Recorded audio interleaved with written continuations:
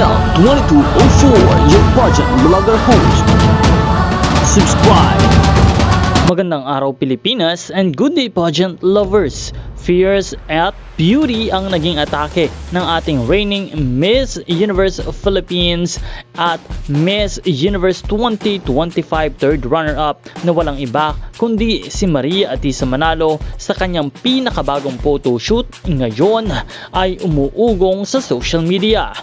Sa mga bagong larawang inilabas ay kitang-kita ang kanyang elegance, confidence at signature fierce aura na lalong nagpatunay kung bakit siya ang isa sa mga pinaka-memorable na kinatawan ng Pilipinas sa international pageant stage. Para sa maraming pageant fans, ang photoshoot na ito ay tila simbolo na handa na siyang ipasa ang corona sa susunod na magwawagi bilang Miss Universe Philippines ngayong taon.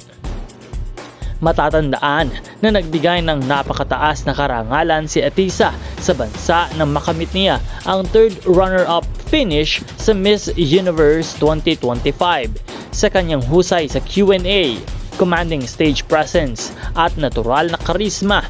Muli niyang ipinakita sa buong mundo ang lakas ng Filipina beauty at intelligence. Marami ang nagsasabi na si Atisa ay isa sa mga kandidatang tunay na nagdala ng pride sa Pilipinas.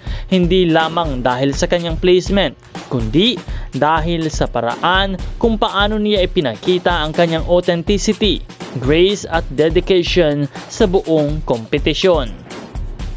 Sa bawat pasarela, bawat interview, at bawat pagkakataong humarap siya sa international audience, dala niya ang bandila ng Pilipinas ng may dignidad at pagmamalaki.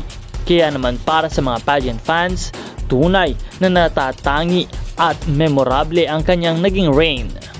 Habang papalapit na ang susunod na edisyon ng Miss Universe Philippines, marami na ang excited kung sino ang magiging susunod na reyna at magdadala ng corona at magpapatuloy sa legacy na iniwan ni Atisa Manalo. Sa ngayon, ang tanging masasabi natin ay maraming salamat Atisa Manalo sa inspirasyon, sa pride at sa karangalang ibinigay mo sa ating bansa. Isa kang tunay na Filipina Queen na hindi malilimutan ng pageant community. Ano ang masasabi ninyo sa bagong photoshoot ni Atisa? Sa tingin ba ninyo ay handa na siyang ipasa ang corona sa susunod na Miss Universe Philippines? I-comment nyo ang inyong opinion sa ibaba.